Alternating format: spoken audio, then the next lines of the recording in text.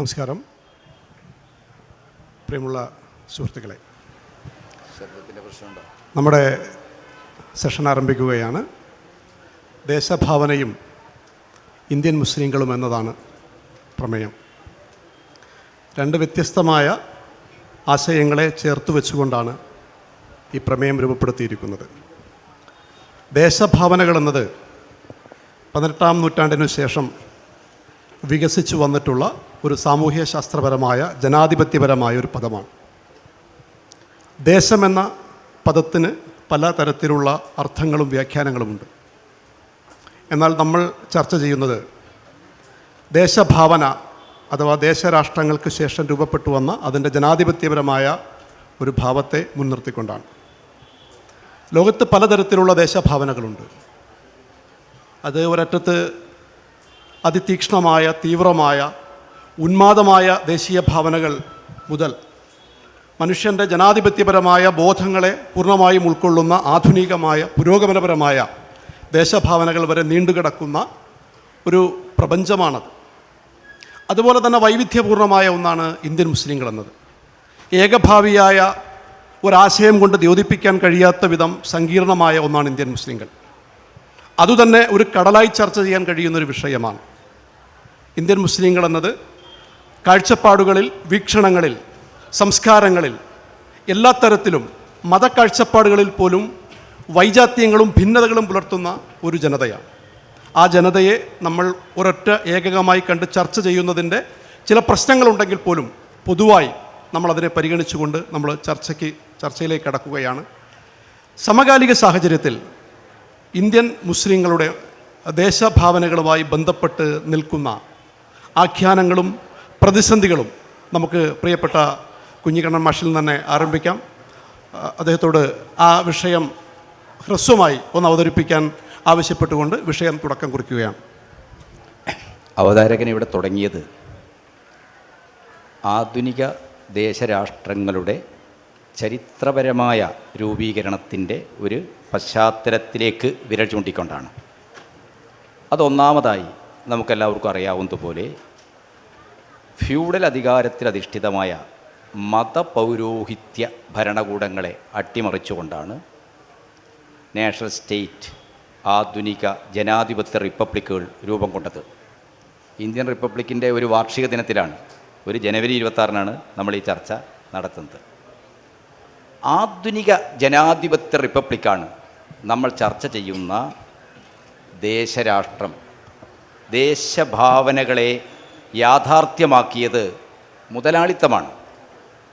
മുതലാളിത്തം ചരിത്രത്തിലേക്ക് കടന്നു വന്നത് ഫ്യൂഡൽ അധികാരത്തിൻ്റെതായ എല്ലാ മൂല്യവ്യവസ്ഥകളെയും ചോദ്യം ചെയ്ത് അതിനെ രാഷ്ട്രീയ അധികാരത്തിൻ്റെ സമസ്ത മണ്ഡലങ്ങളിൽ നിന്നും മാറ്റി നിർത്തി മതത്തെയും വിശ്വാസത്തെയുമൊക്കെ വ്യക്തികളുടെ മൗലികമായ അവകാശമായി, അത് വിശ്വസിക്കാനും ആചരിക്കാനും പ്രചരിപ്പിക്കാനുമൊക്കെയുള്ള സ്വാതന്ത്ര്യം അംഗീകരിക്കുമ്പോൾ തന്നെ രാഷ്ട്രത്തിന് മതമുണ്ടാകരുത് എന്ന നിർബന്ധ നിബന്ധനയിലാണ് ആധുനിക ദേശരാഷ്ട്രങ്ങൾ ചരിത്രത്തിൽ രൂപം കൊണ്ടത്. ആ ആധുനിക ദേശരാഷ്ട്ര സങ്കല്പങ്ങളുമായി ബന്ധപ്പെട്ട് മുസ്ലിങ്ങളുടെ ഇന്ത്യ പോലുള്ള സമൂഹങ്ങളിലെ അപരവൽക്കരണത്തിൻ്റെ ചരിത്രപരമായ അടിസ്ഥാനങ്ങളിലേക്കാണ് ഈ ചർച്ച കടന്നു പോകേണ്ടത് എന്നാണ് ഞാൻ ചിന്തിക്കുന്നത്. മുജീബൊക്കെ ഇവിടെയുണ്ട്. ബ്രിട്ടീഷുകാർ ഈ രാജ്യത്ത് കോളനി സ്ഥാപിച്ച് അവരുടെ ആധിപത്യം സ്ഥാപിച്ചതോടുകൂടിയാണ് നമ്മുടെ രാജ്യത്ത് ആധുനിക ദേശരാഷ്ട്ര ചിന്തകളാൽ പ്രചോദിതമായ ദേശീയ സ്വാതന്ത്ര്യത്തിന് വേണ്ടിയുള്ള വിപുലമായ ബഹുജന മുന്നേറ്റങ്ങൾ, സ്വായുധമായ ഉയർത്തെഴുന്നേൽപ്പുകൾ തന്നെ ഉണ്ടായിട്ടുള്ളത്. 1857 ഒന്നാം സ്വാതന്ത്ര്യ സമരം ഉൾപ്പെടെ ആ സായുധവും ബഹുജന മുന്നേറ്റങ്ങളുടേതായ നിരവധി സമരമുഖങ്ങളിൽ ഇന്ത്യ രാജ്യത്ത് തങ്ങളുടെ അധികാരം സ്ഥാപിച്ച് ഇന്ത്യയെ തങ്ങളുടെ കോളനിയായി നിലനിർത്തി മുന്നോട്ട് പോവുക എന്നത് വലിയൊരു വെല്ലുവിളിയായി ബ്രിട്ടീഷുകാരുടെ മുമ്പിൽ ഉയർന്നു വന്നിട്ടുണ്ട്.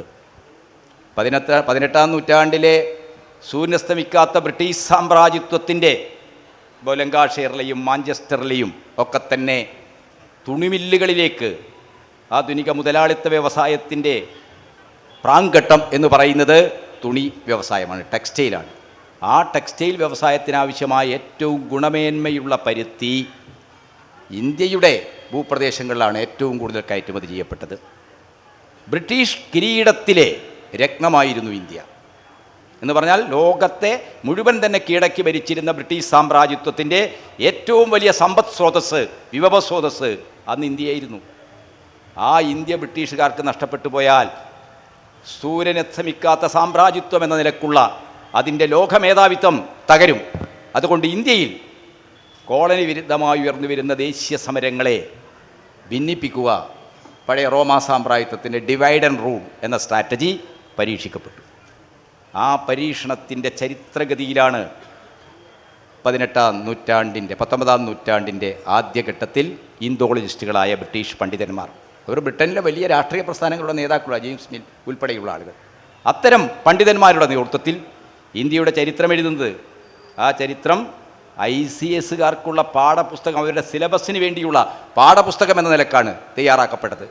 ആ പുസ്തകങ്ങളിലാണ് ഇന്ത്യയുടെ ഭൂതകാലത്തെ പ്രധാനമായിട്ടും ചന്ദ്രഗുപ്ത, വിക്രമാദിത്യനും കൃഷ്ണരായരും ഹർഷവർദ്ധനും ഒക്കെ ഭരിച്ച ഒരു 2500 വർഷം നീണ്ടു നിൽക്കുന്ന ഒരു ചരിത്രഘട്ടത്തെ മുഴുവൻ ഹൈന്ദവ ഘട്ടമായി നിർണയിച്ചത്.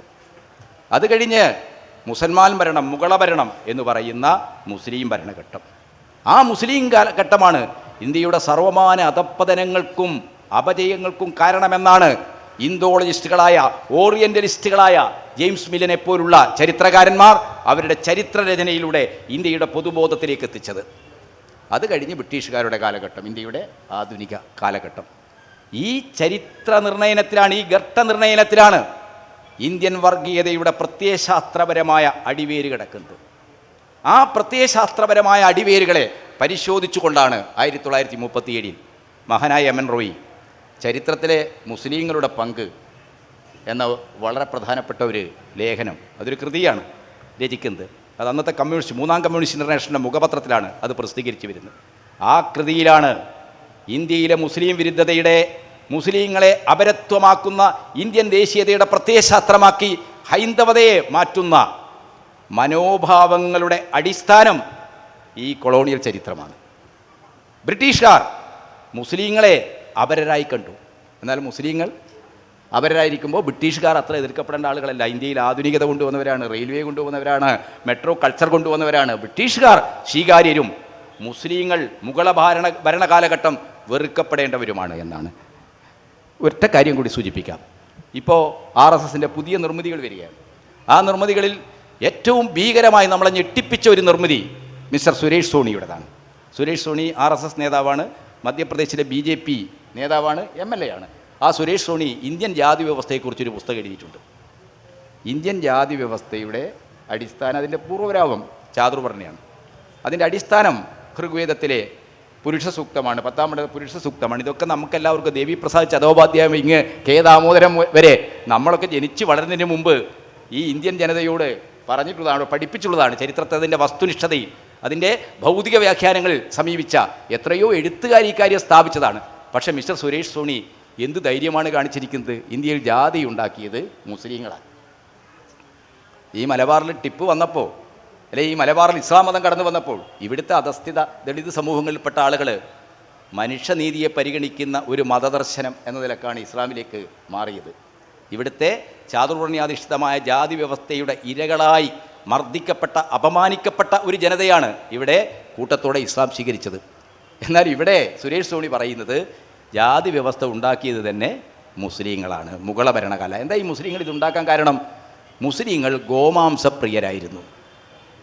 അതുകൊണ്ട് എന്താണ്, അവർക്ക് പശുക്കളെ അറക്കാനും അതിൻ്റെ തൊലി മാറ്റാനും ചർമ്മകർമ്മ ജോലികൾ ചെയ്യാൻ ആളുകൾ വേണം. അന്ന് ഔറംഗസീബിൻ്റെയൊക്കെ തടവറകളിൽ എത്രയോ ഹിന്ദുക്കളുണ്ടായിരുന്നു. ആ ഹിന്ദുക്കളെ കൊണ്ട് എന്താണ്, അവർക്കാവശ്യമായ മാംസ അറവ് പണി ചെയ്യിച്ചു.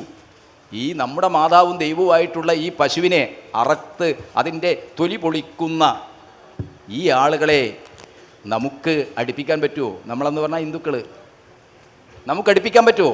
ഐത്തം, അസ്പൃശ്യത, അൺടച്ചബിലിറ്റി എന്ന് പറയുന്ന ജാതി വ്യവസ്ഥയുടെ ഈ ശുദ്ധാശുദ്ധങ്ങളുടേതായ ധർമ്മശാസ്ത്രത്തെ പാവം മുസ്ലിങ്ങളുടെ തലക്കിട്ടിരിക്കുകയാണ്. അപ്പോൾ മുസ്ലിം അപരവൽക്കരണം മുസ്ലിം വിരുദ്ധത, ഇസ്ലാമാഫോബിയ, അതിൻ്റെ ചരിത്രപരമായ അടിവേരുകൾ ഉണ്ടാക്കുന്നത്, വ്യാജമായ അടിവേരുകൾ ഉണ്ടാക്കുന്നത് എങ്ങനെയാണെന്നാണത് കാണിക്കുന്നത്. അതുകൊണ്ട് ഞാൻ സമയം കൂടുതൽ എടുക്കുന്നില്ല. ഇന്ത്യയുടെ സമകാലീന ചരിത്രത്തിൽ ഇസ്ലാമാഫോബിയെ രാഷ്ട്രീയ തന്ത്രമാക്കിക്കൊണ്ട് ഒരു മെജോറിറ്റനിസം, ഭൂരിപക്ഷ മതവാദം, അതുവഴി ഭൂരിപക്ഷ മതത്തിൻ്റെതായ ഒരു രാഷ്ട്ര സാക്ഷാത്കാരം, ഇതെല്ലാം മുൻനിർത്തിയിട്ടുള്ള ഒരു പ്രത്യയശാസ്ത്ര രാഷ്ട്രീയ അജണ്ടയിലാണ് ഹിന്ദുത്വ ശക്തികൾ ഇന്നത്തെ ഇന്ത്യയിൽ പ്രവർത്തിക്കുന്നത്. ആ ഒരു പശ്ചാത്തലത്തിൽ നിന്നുകൊണ്ട് ഈ ചർച്ച മുന്നോട്ട് കൊണ്ടുപോകണം എന്നാണ് എനിക്ക് ആദ്യമേ സൂചിപ്പിക്കാനുള്ളത്. ഈ ദേശം, ദേശീയത, പൗരത്വം, ഈ ആശയങ്ങൾക്കൊക്കെ പുതിയ വ്യാഖ്യാനങ്ങൾ ഉണ്ടാവുകയും പുതിയ അർത്ഥനിർമ്മിതികൾ ഉണ്ടാവുകയും ചെയ്യുന്ന ഒരു പശ്ചാത്തലത്തിലാണ് ഇന്ത്യയിൽ നമ്മൾ ജീവിച്ചുകൊണ്ടിരിക്കുന്നത്. വിഖ്യാതയായ സാമൂഹിക ശാസ്ത്രജ്ഞയും രാഷ്ട്രമീമാംസകയുമൊക്കെയായ ഹന്ന ആരൻഡ് പൗരത്വത്തെ സംബന്ധിച്ച് നിരീക്ഷിക്കുന്നത് അവകാശങ്ങൾക്ക് വേണ്ടി പോരാട്ടം നടത്താനുള്ള അവകാശമാണ് പൗരത്വം എന്നാണ്. ഞാനത് സൂചിപ്പിച്ചത് ഇന്ത്യയിലെ മുസ്ലിങ്ങളെ സംബന്ധിച്ചിടത്തോളം പലപ്പോഴും പറയാറുള്ളത് ഒരു തെരഞ്ഞെടുപ്പിന് അവകാശം കിട്ടിയ ഒരു വിഭാഗം ഇന്ത്യയിലുണ്ടെങ്കിൽ മുസ്ലിങ്ങളാണ് എന്ന്. ഇന്ത്യൻ മുസ്ലിങ്ങൾ സ്വയം തെരഞ്ഞെടുത്ത പൗരത്വമാണ് എന്നാണ്. അതിൻ്റെ ആഖ്യാനപരമായ വിവിധ വശങ്ങളും അതിൻ്റെ ചർച്ചകളും ഒക്കെ വേറെ നടക്കുന്നുണ്ട്. അതൊരു ഭാഗത്ത് നടക്കുമ്പോഴും വ്യക്തിപരമായ ഒരു അനുഭവം കൂടി പെട്ടെന്ന് സൂചിപ്പിച്ചുകൊണ്ട് ഈ ചർച്ചയിലേക്ക് വരാം. ഞങ്ങൾ ഈ അടുത്തൊരു യാത്ര പോയ സമയത്ത് ലുധിയാനയിൽ അവിടെ ഷാഹി ഇമാം എന്ന് പറയുന്ന ഒരു വലിയ മുസ്ലിം പുരോഹിത കുടുംബം, അവിടുത്തെ വലിയ പള്ളിയാണ് ഷാഹി മസ്ജിദ്. ഈ ലുധിയാന കേന്ദ്രീകരിച്ച് ദേശീയ സമരങ്ങളും ദേശീയ പ്രക്ഷോഭങ്ങളും വ്യാപകമായ സമയത്ത് ഷാഹി ഇമാമുമാരായിരുന്നു ദേശീയ മുന്നേറ്റങ്ങളെ, മുസ്ലിങ്ങളെ അതുമായി കൂട്ടിയോജിപ്പിക്കുന്നതിനുള്ള വലിയ കണ്ണിയായി വർത്തിച്ചത്. പക്ഷേ രാജ്യം സ്വതന്ത്രമായി പാകിസ്ഥാൻ രൂപീകരിക്കപ്പെടുകയും വലിയ വിഭാഗം മുസ്ലിങ്ങൾ ലുധിയാന അടക്കമുള്ള സ്ഥലങ്ങളിൽ നിന്ന് പാകിസ്ഥാനിലേക്ക് പോവുകയും ചെയ്തപ്പോൾ ഇന്ത്യയിൽ നിൽക്കാൻ ദൃഢമായ തീരുമാനമെടുത്ത, പാകിസ്ഥാനിലേക്ക് പോകാനല്ല ദേശീയ പ്രസ്ഥാനങ്ങളോട് നമ്മൾ ചേർന്നു നിന്നത്, നമ്മൾ ഇന്ത്യക്കാരായി ഇന്ത്യയിൽ തുടരാനാണ് തീരുമാനമെടുത്തത് എന്ന നിശ്ചയദാർഢ്യത്തോടുകൂടി, രാഷ്ട്രീയ ബോധ്യത്തോടുകൂടി ഇന്ത്യയിൽ തുടരാൻ തീരുമാനിക്കുകയാണ് ഷാഹി ഇമാമിൻ്റെ കുടുംബം. ആ കുടുംബത്തിന് വലിയ ഓഫറുകൾ ഉണ്ടാവുകയാണ് പാകിസ്ഥാനിലേക്ക് ചെല്ലാൻ. ഈ ഓഫറുകളെല്ലാം നിരാകരിച്ചുകൊണ്ട് അവർ ഇന്ത്യയിൽ തുടരുകയാണ്. ഇന്ത്യയിൽ തുടരുന്ന മുസ്ലിങ്ങൾക്ക് അവർക്ക് തീർച്ചയായും അവർക്ക് കൂടി ആശാപരമായിട്ടുള്ള ചില നിലപാടുകൾ തങ്ങളുടെ ഭാഗത്തുനിന്ന് ഉണ്ടാകണമെന്ന് തീരുമാനിച്ചുകൊണ്ടാണ് അവരവിടെ തുടരുന്നത്. അവരുടെ ബന്ധുക്കൾ, അവരുടെ അടുത്ത ബന്ധുക്കളൊക്കെ പാകിസ്ഥാനിലേക്ക് പോകുന്നുണ്ട്. ഞങ്ങളവിടെ പോകുമ്പോൾ ഇപ്പോഴത്തെ ഷാഹി ഇമാം ഏതാണ്ട് ഒരു 40-45 വയസ്സുള്ള ഒരു മനുഷ്യനാണ്. അദ്ദേഹത്തോട് ഞങ്ങൾ ഒരു അരമണിക്കൂറോളം ഞങ്ങൾ സംസാരിച്ചു.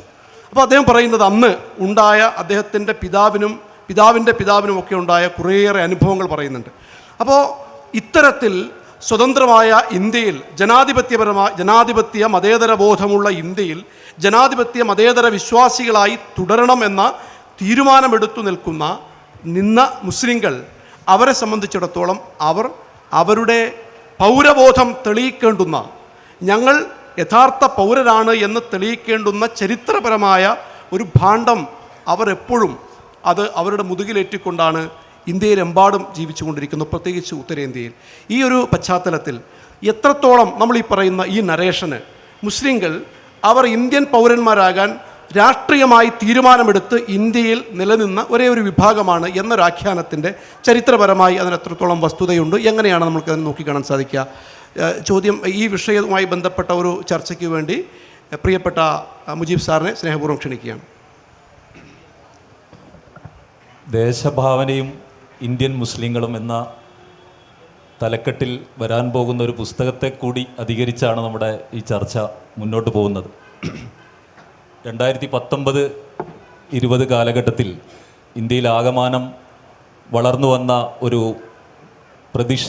ജനകീയ പ്രതിഷേധത്തിൻ്റെ ഒരു പശ്ചാത്തലത്തിലാണ് ഈ ഒരു പുസ്തകത്തെക്കുറിച്ച് ആലോചിക്കാൻ എന്നോട് പ്രൊഫസർ CP അബൂബക്കർ സാറ് അന്ന് ആവശ്യപ്പെടുകയും അതിൻ്റെ രീതിയിൽ ചരിത്രപരമായി എങ്ങനെയാണ് ഇന്ത്യ എന്ന് പറയുന്ന ഒരു ദേശം എങ്ങനെയാണ് പിറവി കൊള്ളുന്നത്, അതിൻ്റെ പ്രക്രിയ എന്തായിരുന്നു, അതിൽ മുസ്ലിങ്ങൾ ഏത് രീതിയിലുള്ള ഒരു പങ്കാണ് പറ്റിയത്, അല്ലെങ്കിൽ ഏത് രീതിയിലാണ് ഇന്ത്യയിലെ ദേശീയതയുമായി അവർ ഇടപാടുകൾ നടത്തിയത് എന്ന രീതിയിലുള്ള ഒരു അന്വേഷണത്തിൻ്റെ ഒരു ബൈ പ്രോഡക്റ്റാണ്, അല്ലെങ്കിൽ അതിൻ്റെ ഒരു പ്രോഡക്റ്റായിട്ടാണ് നമ്മൾ ഈ ചർച്ച ചെയ്യുന്ന ഈ പുസ്തകത്തിൻ്റെ കണ്ടൻറ്റ് ഉണ്ടായിട്ടുള്ളത്.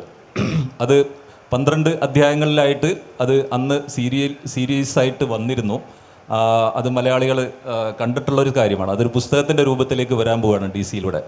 ഇപ്പോൾ ഇവിടെ ഉന്നയിക്കപ്പെട്ട പ്രശ്നം ദേശീയത, അത് യൂറോപ്പിൻ്റെ ഒരു സൃഷ്ടിയാണ്, അല്ലെങ്കിൽ ആധുനിക മുതലാളിത്തത്തിൻ്റെ ഒരു സൃഷ്ടിയാണ് ഈ ദേശം അതുപോലെ ദേശീയത എന്ന് പറയുന്നത്. അപ്പോൾ 18-19 നൂറ്റാണ്ടുകളിൽ യൂറോപ്പിൽ ഉണ്ടായി വന്ന ഒരു സംസ്കാരം, വ്യാവസായിക വിപ്ലവം, മുതലാളിത്തം, അതിൻ്റെയൊക്കെ പശ്ചാത്തലത്തിൽ നിന്നുകൊണ്ട് വേണം നമ്മൾ ഈ ദേശത്തെക്കുറിച്ചും ദേശീയതയെക്കുറിച്ചും ഒക്കെ ചർച്ച ചെയ്യാൻ.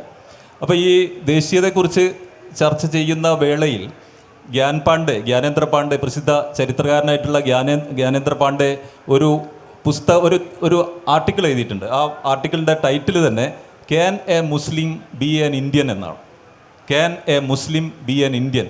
ഒരു മുസ്ലിമിന് ഒരു ഇന്ത്യക്കാരനാവാൻ സാധിക്കുമോ?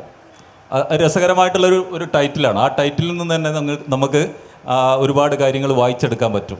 അത് ഒരു കോമൺ സെൻസിക്കലായിട്ടുള്ളൊരു ചോദ്യമാണ്.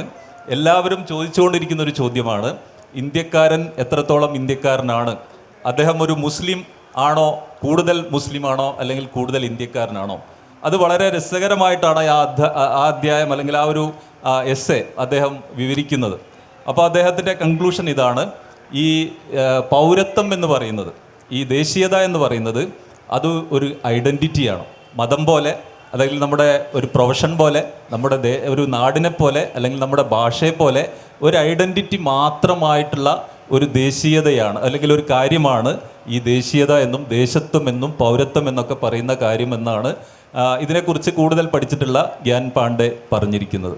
അപ്പോൾ നമ്മൾ ഈ ദേശീയതയെക്കുറിച്ച് നമ്മൾ ചർച്ച ചെയ്യുമ്പോൾ തന്നെ ഏറ്റവും വലിയൊരു പ്രശ്നം ഇത് ഒരു മാനകവൽക്കരണമാണ്, ഒരു സ്റ്റാൻഡേർഡൈസേഷൻ പ്രോസസ്സിനെയാണ് നമ്മൾ ദേശീയത എന്ന് പറയാം. ഈ ദേശീയതയെക്കുറിച്ച് ഏറ്റവും ആധികാരികമായിട്ട് പഠനം നടത്തിയിട്ടുള്ള ഒരാൾ പറയുന്നത് തന്നെ it is A imagined community എന്നാണ്. നമ്മൾ അതുവരെ ഇല്ലാത്ത ഒരു കമ്മ്യൂണിറ്റിയെ നമ്മൾ വാർത്തെടുക്കുകയാണ്, ഇമാജിൻഡ് കമ്മ്യൂണിറ്റി.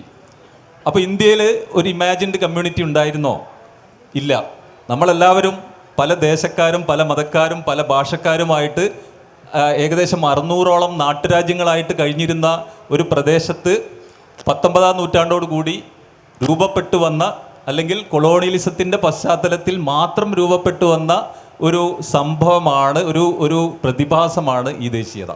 ഈ ദേശീയതയുടെ ഒരു പ്രധാനപ്പെട്ട പ്രശ്നം, അത് സ്റ്റാൻഡേർഡൈസ് ചെയ്യുമ്പോൾ പലതിനെയും പ്രവർജനം ചെയ്യും, ഒഴിവാക്കുക എന്ന് പറയുന്നത് ഇതിൻ്റെ കൂടപ്പിറപ്പാണ്. ദേശീയതയുടെ ഏറ്റവും പ്രധാനപ്പെട്ട ഒരു കൂടപ്പിറപ്പ് എന്ന് പറയുന്നത്, അത് ചില ആളുകളെ ഉള്ളിലാക്കും, ചില ആളുകളെ പ്രവർജനം ചെയ്യും, എക്സ്ക്ലൂസീവിസം എന്ന് പറയാം. അപ്പോൾ പലരെയും ഇതിനകത്തേക്കാക്കുമ്പോൾ അതിൽ കുറേ പേരെ പുറത്താക്കേണ്ട ഒരു പ്രശ്നമുണ്ട്. അത് യൂറോപ്പിലുണ്ട്. അതായത് ഭാഷാപരമായിട്ട് ഒരു രാജ്യമുണ്ടാകുമ്പോൾ, ഇറ്റലി ഉണ്ടാകുമ്പോൾ, ജർമ്മനി ഉണ്ടാകുമ്പം ആ ഭാഷയിൽ പെടാത്ത ആളുകൾ പുറത്തേക്ക് പോകുന്നുണ്ട്. അതുപോലെ തന്നെ ഇന്ത്യയിലാണെങ്കിൽ ഈ ഒരു മാനകമായിട്ടുള്ളൊരു രാജ്യം വരുമ്പം അതിനകത്ത് വരേണ്ടതാരാണ്, പുറത്ത് പോവേണ്ടതാരാണ് എന്നുള്ള ചർച്ചകൾ ഉണ്ടായിട്ടുണ്ട്. അപ്പോൾ അതുകൊണ്ടാണ് ടാഗോർ, നമ്മുടെ ദേശീയഗാനം എഴുതിയിട്ടുള്ള ടാഗോർ തന്നെയാണ് ആദ്യമായിട്ട് ദേശീയത ഒരു ഇടങ്ങേറാണ് എന്ന് പറയുന്നത്. നാഷണാലിസം ഈസ് എ മെനസ് എന്നാണ് അദ്ദേഹം പറയുന്നത്. Nationalism is A menace.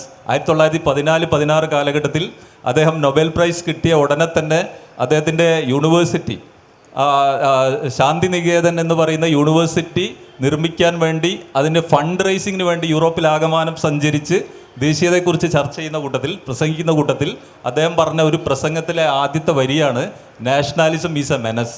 എന്തുകൊണ്ടാണ് നാഷണാലിസം ഈസ് എ മെനസ് എന്ന് അദ്ദേഹം പറയാൻ കാരണം എന്ന് ചോദിച്ചു കഴിഞ്ഞാൽ, ഇന്ത്യ പോലുള്ള ഒരു രാജ്യത്ത് അത് ആളുകളെ ഉൾക്കൊള്ളുന്നതിനേക്കാൾ കൂടുതലും അതിനെ പുറന്തള്ളാനാണ് ഈ ദേശീയത ശ്രമിക്കുക എന്ന് പറയുന്നുണ്ട്.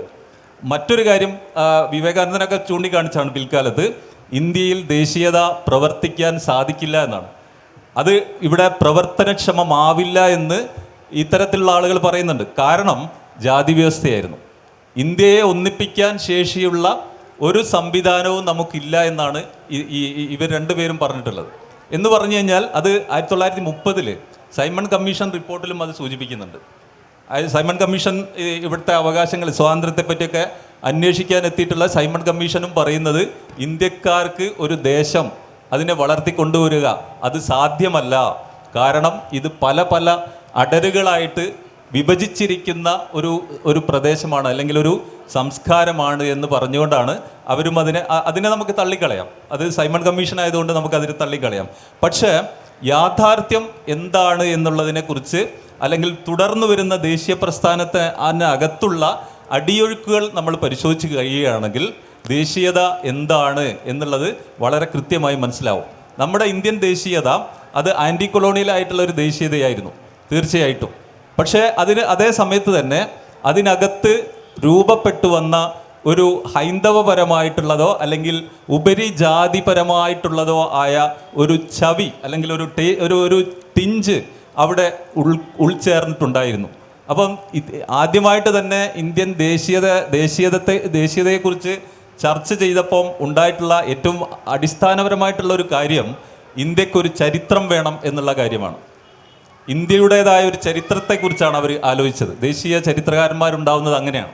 നമ്മുടെ കൊളോണിയൽ ചരിത്രകാരന്മാർ നേരത്തെ കേട്ടി സൂചിപ്പിച്ചിട്ടുള്ള ജെയിംസ് മില്ലിനെ പോലെയുള്ള ആളുകളും വിൻസെൻ്റ് സ്മിത്തിനെ പോലെയുള്ള ആളുകളൊക്കെ ഒരു കൊളോണിയൽ ചരിത്രമാണ് എഴുതിയത്. സാമ്രാജ്യത്വ കാഴ്ചപ്പാടിലൂടെയുള്ള ചരിത്രം എഴുതിയപ്പം അതിനെ പ്രതിരോധിക്കാനാണ് ദേശീയവാദികൾ ദേശീയ ചരിത്രത്തിലേക്ക് വരുന്നത്. എന്തായിരുന്നു ദേശീയ ചരിത്രത്തിൻ്റെ അടിത്തറ എന്ന് ചോദിച്ചു കഴിഞ്ഞാൽ അത് ഇവിടുത്തെ വരാൻ പോകുന്ന ദേശത്തിൻ്റെ ഒരു രൂപരേഖയായിരുന്നു, ഒരു ബ്ലൂ പ്രിൻ്റ് ആയിരുന്നു. എങ്ങനെയാണ് ഒരു പുതിയ രാഷ്ട്രം ഉണ്ടാവേണ്ടത്, അത് ബങ്കിം ചന്ദ്രയിലൂടെയും മറ്റൊക്കെ വളരെ പ്രകടമായിട്ട് വരുന്നുണ്ട്. അപ്പോൾ എന്ന് പറഞ്ഞു കഴിഞ്ഞാൽ ഒരു ദേശത്തിന് ഒരു ചരിത്രം, പുതിയൊരു ചരിത്രം ഇല്ലാതെ മുന്നോട്ട് പോകുക സാധ്യമല്ല. ആ പുതിയ ചരിത്രം രചിക്കുന്നത് അതിൻ്റെ ഏറ്റവും വലിയ രസകരമായ കാര്യം ഇന്ത്യയിലെ ചരിത്രകാരന്മാർ, ദേശീയ ചരിത്രകാരന്മാർ കൊളോണിയലിസം മുന്നോട്ട് വെച്ച പല കാര്യങ്ങളെയും പ്രതിരോധിക്കുന്നുണ്ട്. ഏതിനെക്കുറിച്ച്? പ്രാചീന കാലത്തെക്കുറിച്ച്. പക്ഷേ മധ്യകാലഘട്ടത്തിലെത്തുമ്പം അവർ വഴക്കി പോകുന്നുണ്ട്.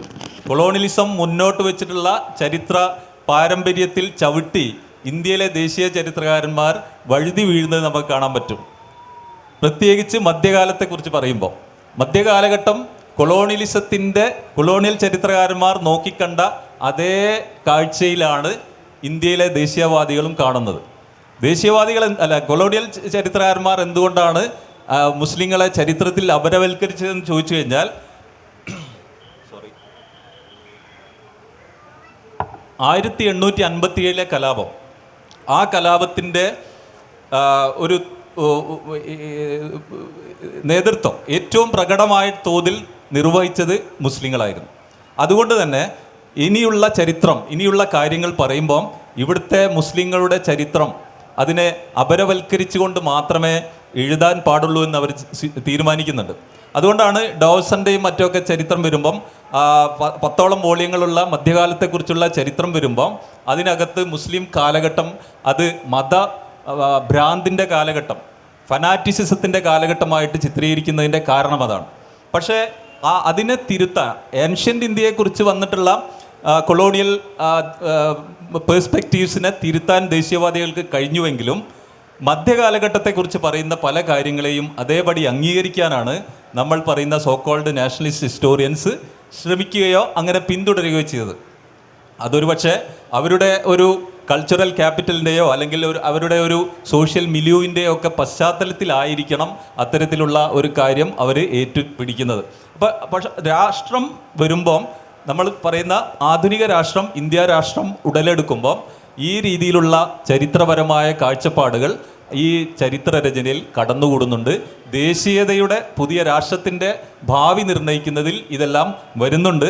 ഇനി നമ്മൾ ചർച്ച പുരോഗമിക്കുമ്പം അതിനെക്കുറിച്ച് കൂടുതൽ കൂട്ടിച്ചേർക്കാമെന്ന് ഞാൻ വിചാരിക്കുകയാണ് ചെയ്യുന്നത്. അപ്പോൾ പൗരത്വത്തെക്കുറിച്ച് ലാസ്റ്റ് ചോദിച്ച ചോദ്യം ഇതാണെന്ന് തോന്നുന്നു. പൗരത്വം എന്ന് പറയുന്നത് ഏത് പശ്ചാത്തലത്തിലാണ് നമ്മൾ ചർച്ച ചെയ്യേണ്ടത് എന്നുള്ള രീതിയിലാണ്. ഇന്ത്യൻ പൗരത്വം എന്ന് പറയുന്നത്, ഇന്ത്യയിലെ ജനങ്ങൾ എന്ന് പറയുന്നത്, അല്ലെങ്കിൽ ഇന്ത്യൻ ദേശീയത എന്ന് പറയുന്നത് അത് പല കൈവഴികളിലായിട്ട് വളർന്നു വന്നിട്ടുള്ളതാണ്. അതൊരു ദേശീയത എന്ന് പറയുന്ന ഗാന്ധിജിയുടെയും മറ്റൊക്കെ സെക്യുലർ ദേശീയത വളർന്നു വരുമ്പോൾ തന്നെ ഞാൻ നേരത്തെ സൂചിപ്പിച്ചിട്ടുള്ള ഒരു ഹിന്ദു മഹാസഭയാൽ ചുറ്റപ്പെട്ടിട്ടുള്ള ഒരു ദേശീയ ബോധവും ദേശീയ പ്രവർത്തനങ്ങളും ആഖ്യാനങ്ങളും രൂപപ്പെട്ടിട്ടുണ്ട്. എന്നാണ് എനിക്കിതിൽ ചേർത്ത് പറയാനുള്ളത്. തുടർന്ന് നമുക്ക് സംസാരിക്കാം. ദേശഭാവനകളുമായി ബന്ധപ്പെട്ട് നേരത്തെ മുജീബ് സാർ സൂചിപ്പിച്ച പോലെ ക്യാൻ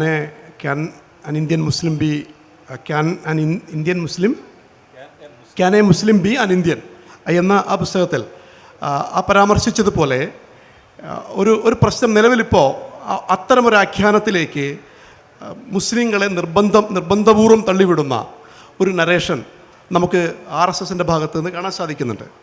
RSSൻ്റെ വളരെ നേരത്തെയുള്ള ദേശഭാവന എന്ന് പറയുന്നത് ദേശം എന്ന് പറയുന്നത് ദേവനാണ് എന്ന്, ദേശം ഒരു ദേവനാണ് എന്ന് പറയുമ്പോൾ ദേവനേക്കാൾ രാഷ്ട്രത്തെക്കാൾ വലിയ മറ്റൊരു ദേവനില്ല എന്ന ഈ അടുത്ത് ബാബാ രാംദേവിൻ്റെ ഒരു പ്രസ്താവന, അത് RSSൻ്റെ ഭാഷ്യമാണ്.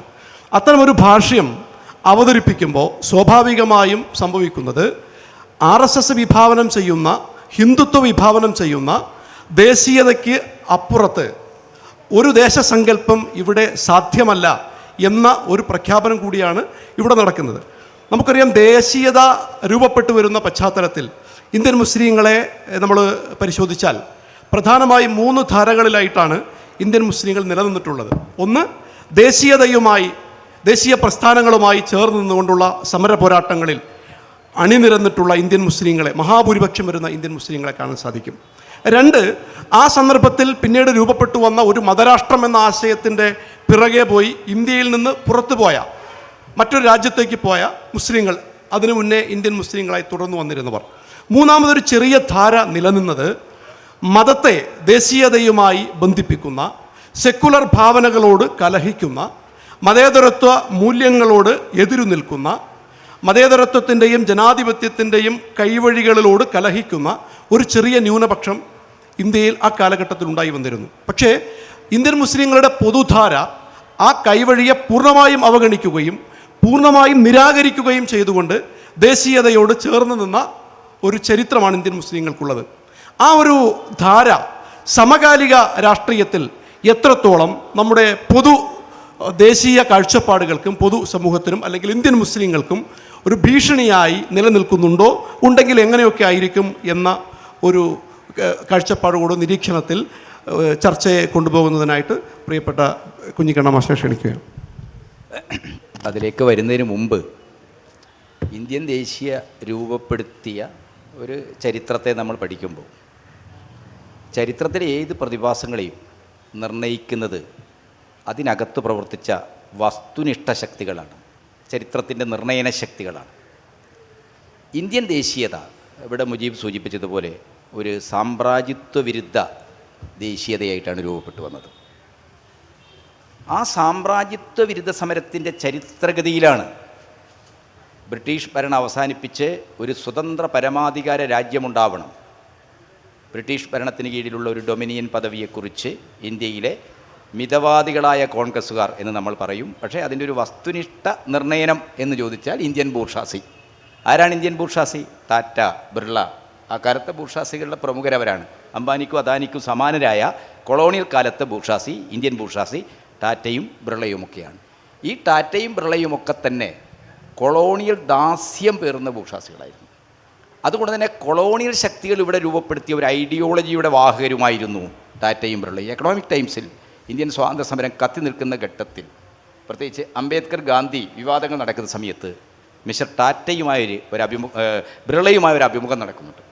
ആ അഭിമുഖത്തിൽ ബിർള പറയുന്നത് ഇന്ത്യയിലെ ജാതി വ്യവസ്ഥ വളരെ സാധൂകരിക്കപ്പെടാവുന്ന, ഇന്ത്യയുടെ ഉൽപ്പാദന ശക്തികളുടെ വളർച്ചയിൽ വളരെ സാധൂകരിക്കപ്പെടാവുന്ന ഒന്നാണ്. അപ്പോൾ അദ്ദേഹത്തോട് അതിൻ്റെ വിശദാംശങ്ങൾ ചോദിക്കുമ്പോൾ ഈ മുതലാളിത്ത ആധുനിക വ്യവസായ ഉൽപ്പാദനത്തിൽ ഈ ഡിവിഷൻ ഓഫ് ലേബർ വളരെ പ്രധാനമാണ്. അപ്പോൾ ഇന്ത്യയുടെ പാരമ്പര്യം തന്നെ ഈ ഡിവിഷൻ ഓഫ് ലേബർ, വൈദഗ്ധ്യമുണ്ടാക്കുന്ന, നൈപുണ്യമുണ്ടാക്കുന്ന ഈ ഡിവിഷൻ ഓഫ് ലേബർ, അതാണ് ജാതി വ്യവസ്ഥ എന്ന രീതിയിൽ ബിർള ജാതി വ്യവസ്ഥയ്ക്ക് സർട്ടിഫിക്കറ്റ് കൊടുക്കുന്നുണ്ട്. എന്ന് മാത്രമല്ല, ഇന്ത്യയിൽ ഹിന്ദു മഹാസഭയും RSSും രൂപം കൊണ്ടപ്പോൾ ഹിന്ദു മഹാസഭയ്ക്കും RSSനും ഏറ്റവും പ്രധാനപ്പെട്ട സാമ്പത്തിക സ്രോതസ്സായിട്ട് പ്രവർത്തിച്ചത് ഈ ഇന്ത്യൻ കുത്തകകളായിരുന്നു. ഗോൾവാൾക്കർ ജീവിച്ചിരുന്ന അത്ര കാലയും അദ്ദേഹത്തിൻ്റെ അലവൻസ് നാഗപ്പൂരിൽ നിന്നല്ല, ബിർളയുടെ ആഫീസിൽ നിന്നായിരുന്നു. ഇന്ത്യൻ ബിഗ് ബൂർഷാസിയെക്കുറിച്ചുള്ള പഠനങ്ങൾ, ഇന്ത്യൻ ബിഗ് ബൂർഷാസിക്ക് ഇന്ത്യയിലെ ജാതി ബ്രാഹ്മണ്യ രാഷ്ട്രീയവുമായിട്ടുള്ള ബന്ധം ഭേദിച്ചെടുക്കാൻ പറ്റാത്തതാണ്. ഇന്നും അങ്ങനെയാണ്, അന്നും അങ്ങനെയാണ്. അപ്പോൾ ഇന്ത്യയിലെ മുതലാളിത്തം, ഇന്ത്യയിൽ വളർന്നു വന്ന മുതലാളിത്തം കൊളോണിയൽ അധികാരത്തിന് കീഴിലാണ്. ഈ കൊളോണിയൽ അധികാരം ഇവിടെ സാധൂകരിച്ച് നിർത്താൻ ആവശ്യമായ ഒരു പ്രത്യയശാസ്ത്രമാണ് അവർ ചരിത്രരചനയിലൂടെ ഇവിടെ ഉണ്ടാക്കിയെടുത്തത്. ആ ചരിത്രത്തിൻ്റെ ഒരു സാധ്യത എന്താണ്? അത് സാമ്രാജ്യത്വ വിരുദ്ധമായ ഒരു നിലപാടിനെക്കുറിച്ച് പറഞ്ഞു. പക്ഷേ എന്താണ്, സാമ്രാജ്യത്വത്തെ ഇന്ത്യയിൽ നിന്ന് ഒഴിവാക്കണ്ട. സാമ്രാജ്യത്വത്തിന് കീഴിൽ ഒരു പുത്രികാ പദവി മതി കോൺഗ്രസ്സിന്. 1921 അഹമ്മദാബാദ് AICC വരെ ഒരു പൂർണ്ണ സ്വരാജിനെക്കുറിച്ച് ഇന്ത്യക്കാർ ചിന്തിച്ചിട്ടില്ല. അതാണ് നമ്മൾ കാണേണ്ടത്. ഹസ്രത്ത് മൊഹാനി അദ്ദേഹം ഒരേ സമയം കമ്മ്യൂണിസ്റ്റും ഒരേ സമയം എന്താണ് ഇന്ത്യൻ മുസ്ലിങ്ങളുടെ പ്രതിനിധാനവും. അത് നമ്മൾ കാണണം. ഹസ്രത്ത് മൊഹാനിയാണ് 1920 താഷ്കൻറ്റ് പ്രമേയത്തെ, കമ്മ്യൂണിസ്റ്റ് പാർട്ടി രൂപം കൊണ്ട ആ താഷ്കൻറ്റ് സമ്മേളനത്തെ പ്രമേയത്തെ മുൻനിർത്തിക്കൊണ്ട് പൂർണ്ണ സ്വരാജ് പ്രമേയം അവതരിപ്പിക്കുന്നത്. അതൊരു ഇന്ത്യൻ മുസ്ലിമാണ്. അദ്ദേഹത്തെ പിന്തുണച്ചത് കുമാരാനന്ദ എന്ന് പറയുന്ന കോൺഗ്രസ് നേതാവാണ്. അദ്ദേഹം സ്വാമിയും സന്യാസിയും കവിയുമാണ്. നമ്മുടെ ഇപ്പോഴത്തെ സന്യാസിമാരെ പോലുള്ള സന്യാസിയാണ്. അദ്ദേഹം ഒരേ സമയം സന്യാസിയാണ്, കവിയാണ്, സ്വാതന്ത്ര്യ സമര സേനാനിയാണ്. ഇന്ത്യക്ക് പൂർണ്ണ സ്വരാജ് എന്ന പ്രമേയം, ഈ പൂർണ്ണ സ്വരാജ് പ്രമേയത്തെ ഏറ്റവും ശക്തമായി എതിർത്തത് ഇന്ത്യൻ ബൂർഷാസിയാണ്. അപ്പോൾ ഇന്ത്യൻ ബൂർഷാസിക്ക് ഒരു ബ്രാഹ്മണിക്കൽ പശ്ചാത്തലമുണ്ട്.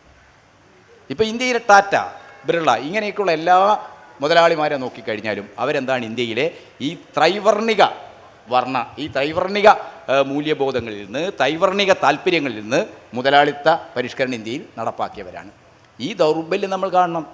ഇപ്പോൾ ജെയിംസ് മില്ലൊക്കെ എഴുതിയ ചരിത്രത്തെക്കുറിച്ച് നമുക്ക് എളുപ്പമാണ് ആക്ഷേപിക്കാൻ. സ്വാതന്ത്ര്യം കിട്ടി 1947 ശേഷം 70-ലാണ് ദേശീയ തലത്തിൽ ഇന്ത്യയുടെ ചരിത്രം രചിക്കാൻ R.C. മജുംദാർ എഡിറ്ററായിട്ടുള്ള ഒരു വിജ്ഞാന ഭാരതി അല്ല ഭാരത് വിജ്ഞാൻ സമിതിയെ ഏൽപ്പിക്കുന്നത്. ഇന്ദിരാഗാന്ധി ഗവൺമെൻറ് ഇന്ത്യക്കൊരു ഒരു ദേശീയ ചരിത്രം ഇല്ലാത്തതാണ് പ്രശ്നം. അതുകൊണ്ടാണ് ഇന്ത്യയിൽ എന്തുണ്ടാകുന്നത്, നക്സലിസ്റ്റ് ഉണ്ടാകുന്നത്, വിഘടന പ്രസ്ഥാനങ്ങൾ ഉണ്ടാകുന്നത്, കമ്മ്യൂണിസ്റ്റുകാരുണ്ടാകുന്നത് എന്നായിരുന്നു ഇന്ദിരാഗാന്ധിയുടെ ഒരു തത്വചിന്ത.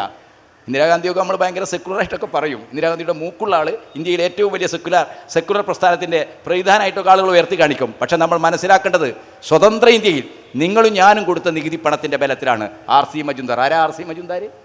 R.C. മജുംദാരെ നമ്മൾ പൊതുവേ ഈ മുജീബൊക്കെ ദേശീയ ചരിത്രകാരെന്ന് പറയും. പക്ഷേ അദ്ദേഹം നിങ്ങൾ അറിയോ, ഈ ഓർഗനൈസർ പത്രത്തിൽ അദ്ദേഹത്തിൻ്റെ അവസാന നിമിഷം വരെ ഒരു കോളം എഴുതിയാളാണ്. ഓർഗനൈസർ എന്ന് പറയുന്ന RSSൻ്റെ മുഖപത്രം.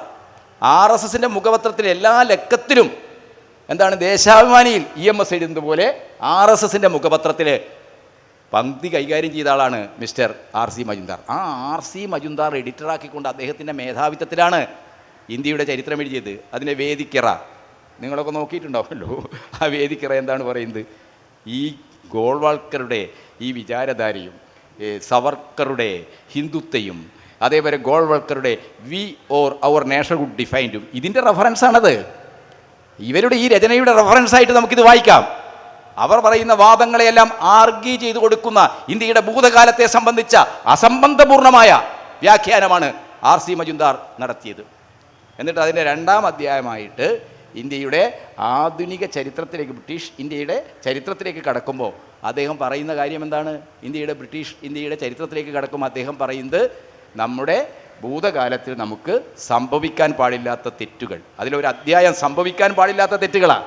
എന്തായി സംഭവിക്കാൻ പാടില്ലാത്ത തെറ്റുകൾ എന്താണെന്നറിയോ? ബാബർ അയോധ്യയിൽ പള്ളി പണിതത് ചരിത്രത്തിൻ്റെ എന്തടിസ്ഥാനമുള്ളത്? ചരിത്രത്തിൻ്റെ എന്തടിസ്ഥാനമാണുള്ളത്?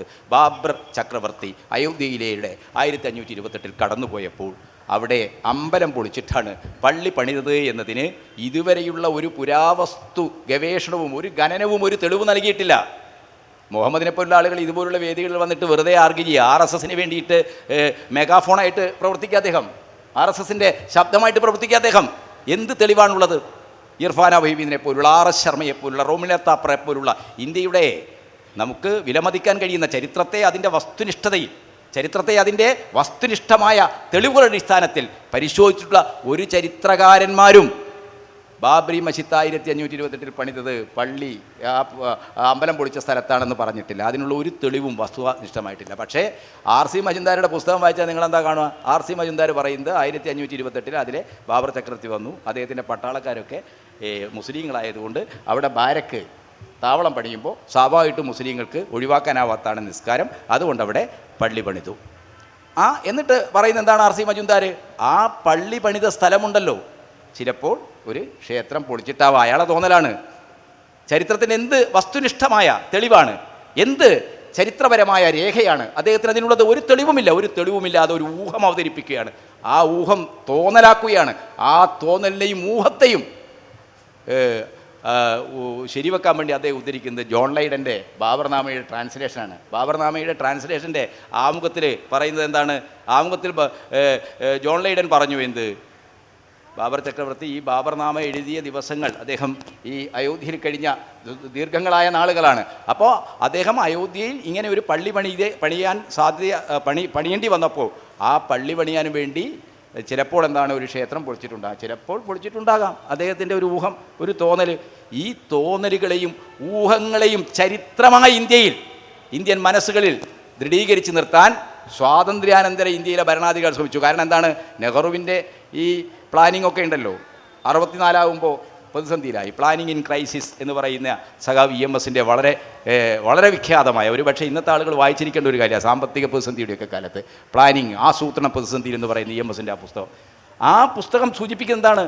1947 ശേഷം ഇന്ത്യ തുടർന്നു വന്ന സാമ്പത്തിക നയം, മുതലാളിത്ത അനുകൂലമായ സാമ്പത്തിക നയം പ്രതിസന്ധിയിലെ, ട്രഷറി പൂട്ടിപ്പോയി, ശമ്പളം കൊടുക്കാൻ പറ്റാത്ത അവസ്ഥയുണ്ടായി, ബജറ്റുകൾക്ക് അവധി പ്രഖ്യാപിച്ചു. 60കളുടെ അവസാനമാകുമ്പോഴേക്കും ചത്ത കുഞ്ഞിനെ തോളിലേന്തി അമ്മമാർ കഞ്ഞി വാർത്താ കേന്ദ്രങ്ങൾക്ക് മുമ്പിൽ ചത്ത കുഞ്ഞിൻ്റെ പങ്ക് കഞ്ഞിക്ക് വേണ്ടി ക്യൂ നിൽക്കുന്ന ദൃശ്യങ്ങൾ മാധ്യമങ്ങളിൽ വന്നു. അത്രയും ഇന്ത്യൻ സമ്പദ്ഘടനയും ഇന്ത്യയുടെ സാമൂഹിക ജീവിതവും അസ്ഥിരീകരിക്കപ്പെട്ട ഒരു സന്ദർഭത്തിൽ നിന്ന് ഇന്ത്യൻ ബൂർഷാസി, ഇന്ത്യൻ ഭരണകൂടം അതിനെ അതിജീവിക്കാൻ വേണ്ടി RC മജുംദാരിയെ രംഗത്തിറക്കിയത്, ഈ ചരിത്രം ഉണ്ടാക്കിയത്. അപ്പോൾ RSSൻ്റെ ഇന്നത്തെ ഐഡിയോളജിയുടെ അടിസ്ഥാനം ചരിത്രം തന്നെയാണ്. ആ ചരിത്രത്തിൽ നമ്മൾ കാര്യങ്ങളെ കാണണം. ഇന്നത്തെ അവസ്ഥയിൽ ഇവിടെ അവതാരകൻ ചോദിച്ചൊരു ചോദ്യമുണ്ട്. ഇന്നത്തെ ഒരു സന്ദർഭത്തിൽ നമ്മൾ ഈ ഇന്ത്യയുടെ ദേശീയ സ്വാതന്ത്ര്യ സമരം, ആ ദേശീയ സ്വാതന്ത്ര്യ സമരത്തിൻ്റെ ഏറ്റവും കരുത്താർന്ന ശക്തി ഇന്ത്യൻ മുസ്ലിങ്ങളാണ്. ഇന്ത്യക്ക് പൂർണ്ണ സ്വാതന്ത്ര്യം വേണമെന്ന് പറഞ്ഞുകൊണ്ട് സമരരംഗത്തേക്ക് വന്ന ദേശീയ പ്രസ്ഥാനത്തിലെ വിപ്ലവധാര എന്ന് പറയുന്നത് പ്രധാനമായിട്ടും ആരാണ്? മുസ്ലിങ്ങളെന്ന നിലക്കൽ അവർ സ്വാതന്ത്ര്യ സമരത്തിൽ പങ്കെടുത്തത് മുസ്ലിങ്ങളാണ്. പഞ്ചാബിലെ ഗദർ പാർട്ടിയുടെ അണികളാരാണ്? ലാലാ ഹർദയാലിൻ്റെ പാർട്ടിയിൽ അണിനിരുന്ന ആളുകളാരാണ്? മുസ്ലിങ്ങളാണ്. ആ ഗദർ പാർട്ടിയുടെ സമരങ്ങളും ഒക്കെ ഭീകരവാദമാണെന്ന് പറഞ്ഞ് ബ്രിട്ടീഷുകാർ അടിച്ചമർത്തി. കോൺഗ്രസ് ആണെങ്കിൽ അത്തരം കാര്യങ്ങൾ നിലപാടെടുക്കാൻ തയ്യാറായില്ല.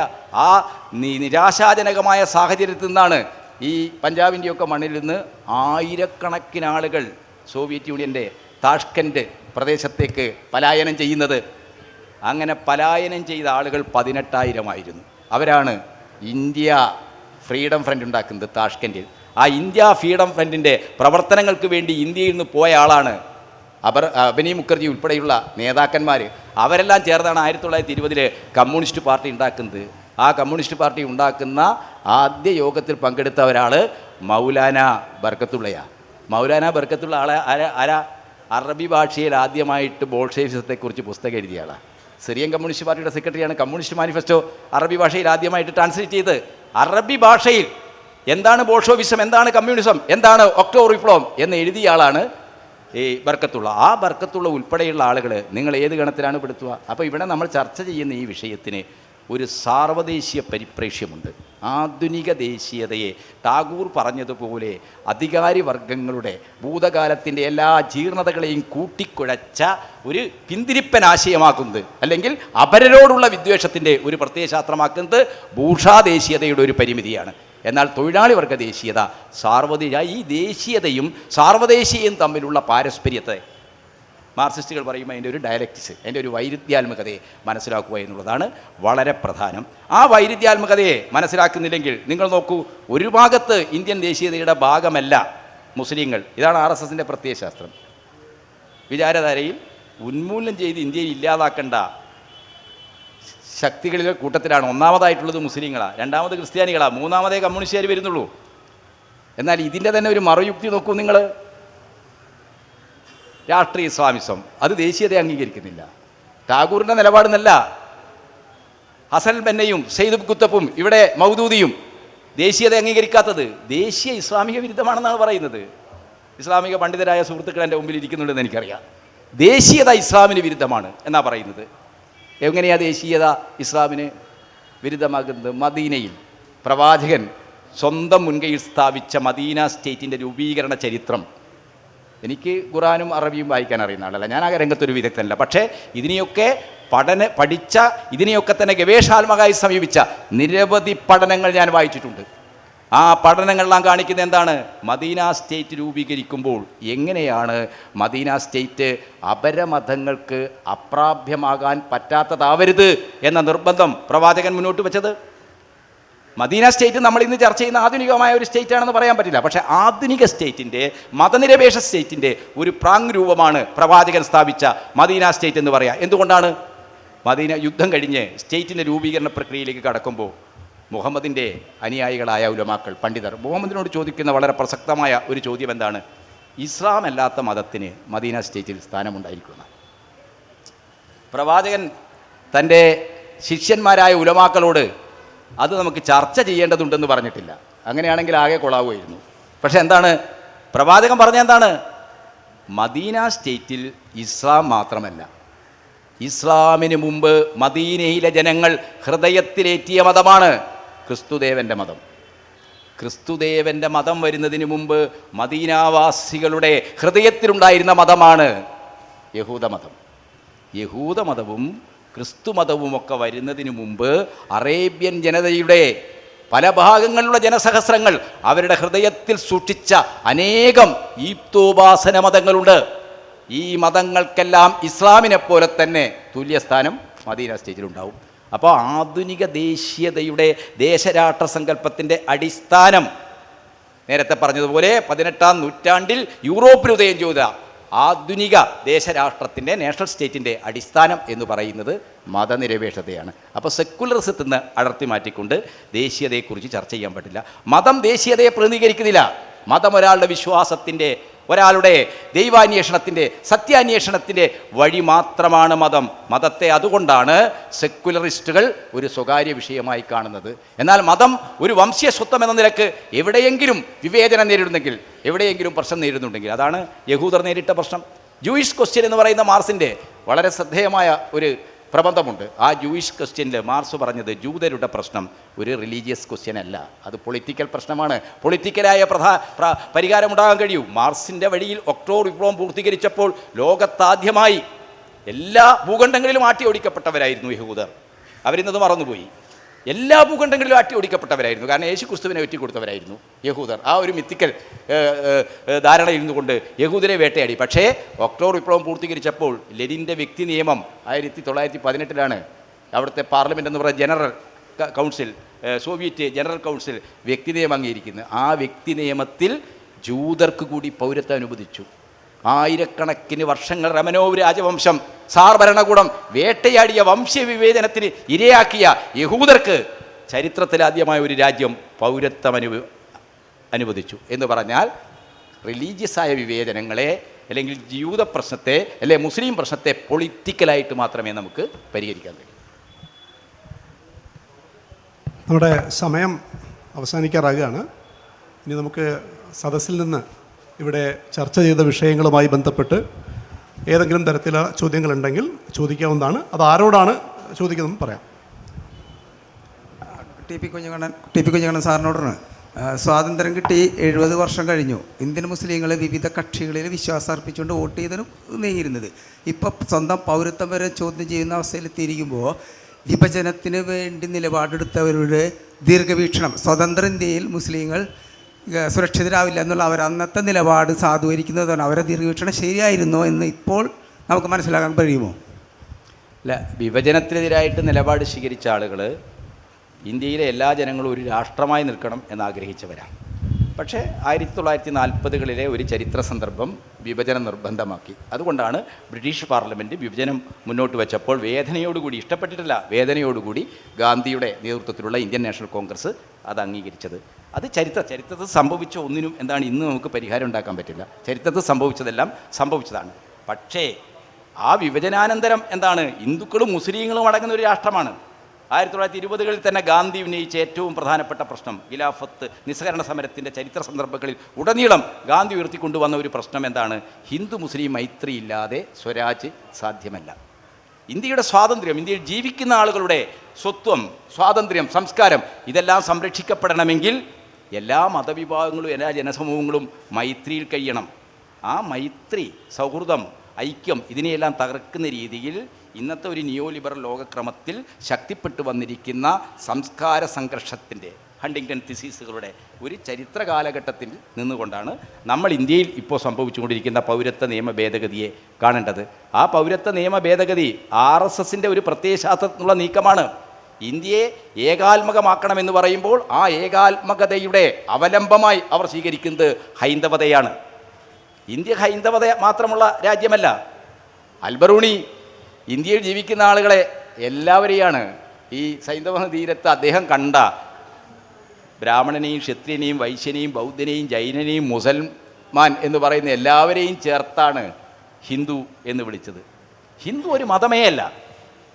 ഹിന്ദു ഒരു മതമല്ല എന്ന കാര്യത്തിൽ ഇന്ത്യയുടെ നേതാക്കന്മാർക്ക് ആർക്കും സംശയമുണ്ടായിരുന്നില്ല. ഹിന്ദുവിനെ ഒരു മതമാക്കി മാറ്റിയത് ഈ ബ്രാഹ്മണ്യ വേദാധികാരത്തിൽ അധിഷ്ഠിതമായ ബ്രാഹ്മണ്യ പ്രത്യയശാസ്ത്രത്തെ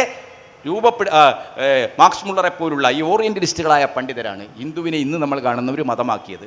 അതുകൊണ്ട് ഹിന്ദുത്വം എന്നത് ഒരു ദേശീയ ഉൽപ്പന്നമല്ല, ഒരു കൊളോണിയൽ ഉൽപ്പന്നമാണ്. അവിടെ നിർത്താമെന്നാണ് എനിക്ക് തോന്നുന്നത്.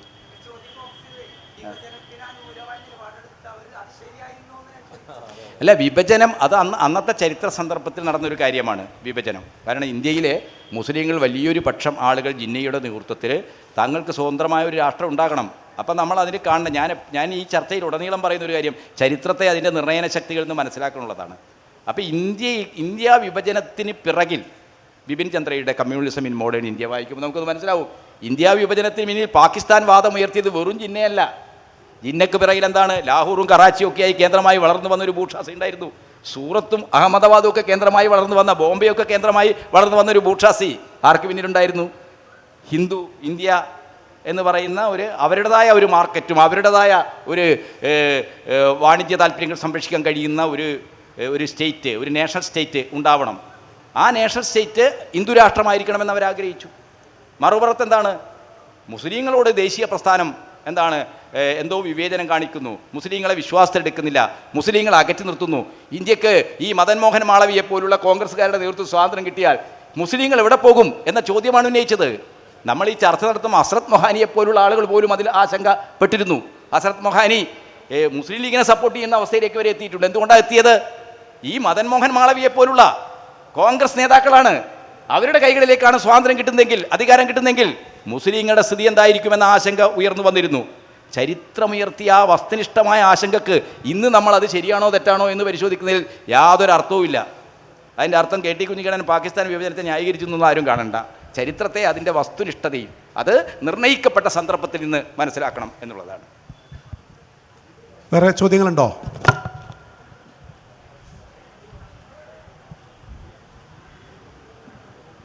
മുജീബിനോടാണ്.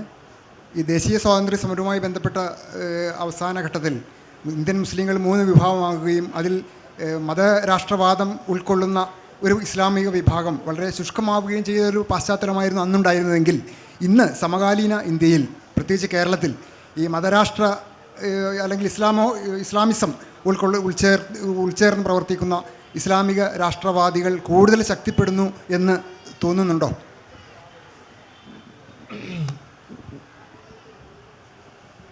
ഈ ഒരു ചോദ്യം ഒറ്റയടിക്ക് ഉത്തരം പറയാവുന്നതാണോ എന്ന് എനിക്കറിയില്ല. അതായത് കേരളം പോലുള്ളൊരു പ്രദേശം നമ്മളൊരു മാധ്യമങ്ങളിലും അതുപോലെ തന്നെ നമ്മുടെ ഇന്നത്തെ സോഷ്യൽ മീഡിയ പ്ലാറ്റ്ഫോമുകളിലൊക്കെ ചിത്രീകരിക്കപ്പെടുന്നത് പല രീതിയിലാണ്. നമ്മൾ ഗോഡ്സ് ഓൺ കൺട്രി എന്നൊക്കെ പറയുമെങ്കിലും പുറത്തേക്ക് കേരളത്തെക്കുറിച്ച് പല രീതിയിലും ഇപ്പം സിനിമകളിലൂടെയൊക്കെ നമ്മൾ കേരള സ്റ്റോറി എന്നൊക്കെ പറയുന്ന രീതിയിൽ കാര്യങ്ങൾ പോകുന്നത് അതിൻ്റെ യാഥാർത്ഥ്യങ്ങളുമായിട്ട് പുലബന്ധം പോലും ഇല്ലാത്ത കാര്യങ്ങളാണ് എന്ന് നമ്മൾ മനസ്സിലാക്കും.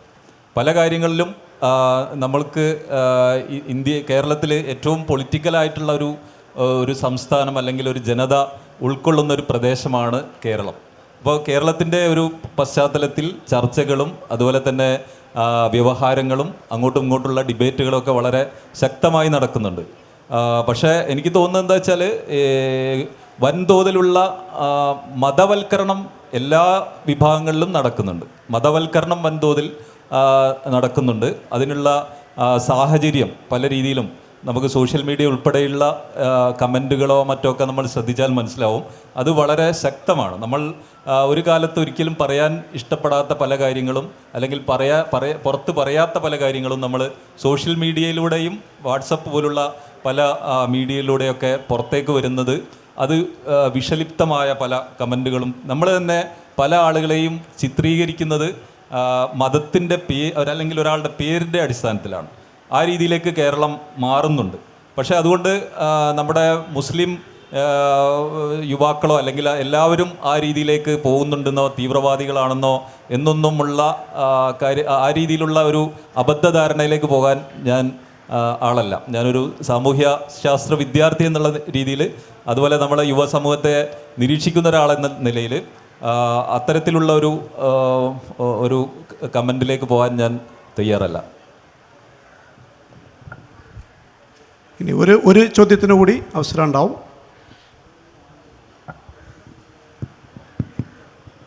ഈ പാകിസ്ഥാനിലേക്ക് കുറേ മുസ്ലിങ്ങൾ പോയി, കുറേ ആളുകൾ ഇവിടെ ഇന്ത്യയിൽ നിന്നു.